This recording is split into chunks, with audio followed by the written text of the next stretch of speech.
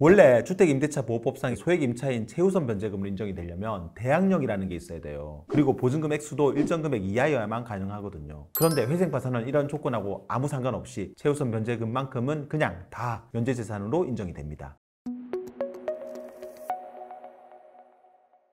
새로운 돈을 꿈꿉니다. 기사회생TV 김민수 변호사입니다. 회생파산에는 면제재산이라는 게 있어요. 이 면제재산으로 인정되면 그만큼 재산에서 공제가 되기 때문에 채무자에게는 아주 중요한 개념입니다. 그런데 많은 분들이 뭐가 면제재산이고 또 이걸로 인정받으려면 어떻게 해야 되는지는 잘 모르세요. 그래서 오늘은 면제재산의 개념과 종류, 그리고 또 이제 면제재산 신청 방법, 또 혹시 이 신청을 놓치면 어떻게 되는지 등등 면제재산의 모든 걸 설명드릴 테니까 혹시 회생파산 준비하거나 또 진행하고 계신 분들은 내용 꼭 기억하시기 바랍니다.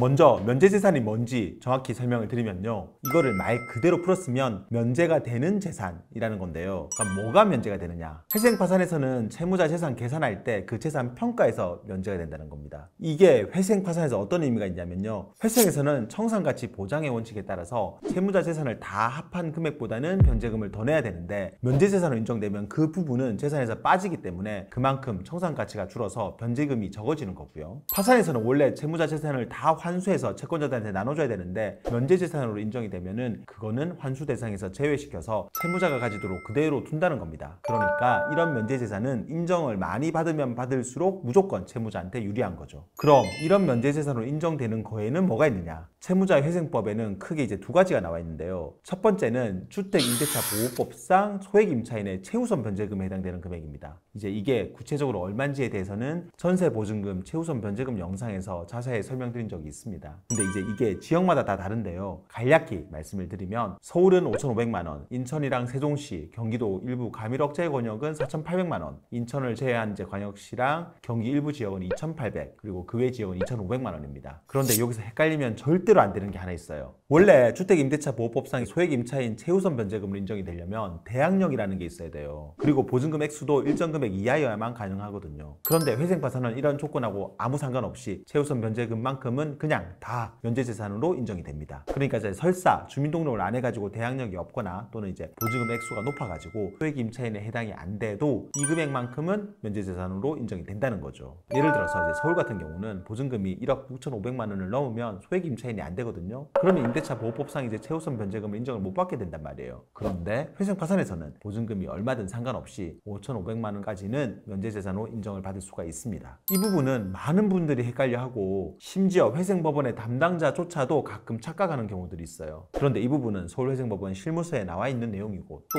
실제로 이렇게 실무가 처리되고 있는 거니까 제가 말씀드린 대로 기억하시면 됩니다. 면제재산으로 인정되는 두 번째는 6개월치 생계비에 사용할 재산인데요. 개인파산에서는 6개월치 생계비에 해당되는 금액을 한도로 해가지고 일부 재산에 대해서는 면제재산으로 인정을 해줍니다. 그럼 그 금액이 얼마냐? 얼마 전까지는 그게 1,110만 원이었는데 2024년 6월 11일자로 법이 바뀌면서 올랐습니다. 이거 관련해서는 제가 이전에 올린 6개월치 생계비 인상 영상을 보시면 자세히 설명되어 있습니다. 앞으로는 매년 발표하는 4인 가구의 기준 중위소득의 40% 금액을 6개월치 생계비 면제재산 한도로 하기로 되었습니다. 그래서 이 금액이 2024년도 하반기 기준으로는 1,375만 원이고요. 최근에 발표한 2025년 기준 중위소득으로 계산을 해보면은 1,463만 원 정도 됩니다. 그런데 이 금액을 다 법원에서 면제재산으로 인정해 주는 건 아니에요. 보통 실무상 이거의 한 40% 정도를 면제재산으로 봐서 그만큼은 파산해서 재산 환산할 때 빼줍니다. 그런데 이거 관련해가지고 사람들이 많이 물어보는 게 이 6개월치 생계비 면제재산이 개인회생에도 적용되는 거냐는 겁니다. 결론부터 말씀을 드리면 회생에서는 이게 적용이 안 됩니다. 법조문만 놓고 보면 회생에서도 될 것처럼 보이는데 실무상 그렇게 안 됩니다. 파산 같은 경우는 매달 쓸 생계비조차 없어가지고 신청하는 거라서 당장 살아갈 생계비는 법원에서 면제해 주자는 취지로 6개월치 생계비를 세사자 빼주는 건데요. 회생은 매달 소득이 있는 사람을 전제로 그 소득에서 최저 생계비는 이미 매달 공제를 해주기 때문에 여기에다가 또 추가로 6개월치 생계비를 청산가치에 계산할 때 면제해주지는 않는 거죠. 그럼 이런 면제재산 신청은 언제 할 수 있느냐? 이거는 법에 나와 있습니다. 회생파산 신청했을 때부터 파산 선고나 개시 결정을 받고 나서 14일 되기 전까지만 법원에 신청할 수가 있습니다.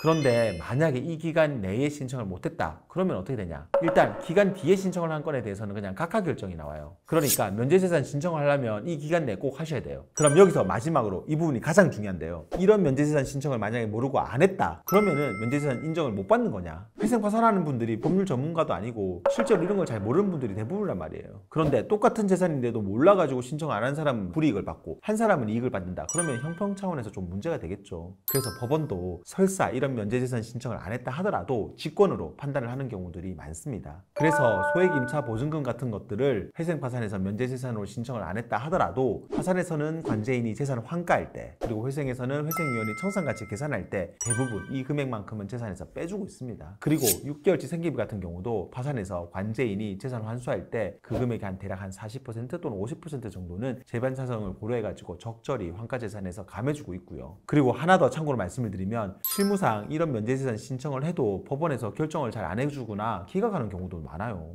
그래서 이런 면제재산 신청이라는 게 과연 의미가 있느냐, 이런 의문이 들기도 하는데요. 하지만 실무상 최우선 변제금에 해당되는 임차보증금 같은 경우는 기계적으로 그냥 면제재산 신청을 다 하고 있습니다. 일단 신청을 하는 게 법원에서 판단을 어떻게 하든지 아무래도 하지 않은 경우보다는 채무자한테 유리하니까요.